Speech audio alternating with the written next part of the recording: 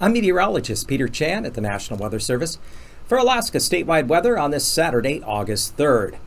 Well, high pressure continues to build from the Gulf of Alaska up along the eastern mainland. This feature is a pretty strong ridge, especially in the mid and upper levels of the atmosphere, and it's gradually going to work its way eastward and be centered across northwest Canada as we get into the early middle part of next week. But in the meantime, that's going to allow drier and much warmer temperatures to set up across the eastern half of the mainland and panhandle as we go through Sunday and into Monday and Tuesday. In fact, a number of areas are going to see temperatures warming back up into the 70s. It could be in the 70s as far north as along the Arctic coast, especially from around New Exit eastward through Deadhorse and Kaktovik along the eastern half there of the North Slope.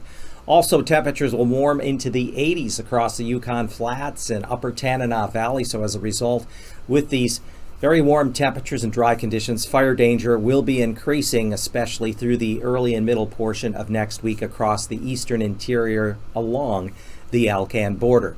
The west side of the state will have the active weather. Low pressure systems coming in off the Bering Sea are lifting northward from the North Pacific and sending moisture across the Alaska Peninsula, Kodiak Island, and then rotating back up along the southwest and west coast, as well as the southwest and western interiors. There will be periods of moderate to locally heavy rain. There is a flood watch in effect for the interior Seward Peninsula because of that.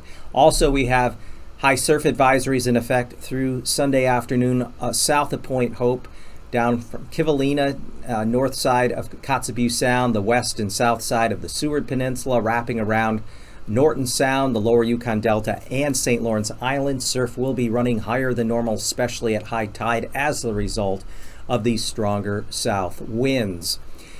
And the other item of concern, the National Weather Service Forecast Office in Juneau is monitoring Suicide Basin Ice Dam above Mendenhall Lake and River very closely.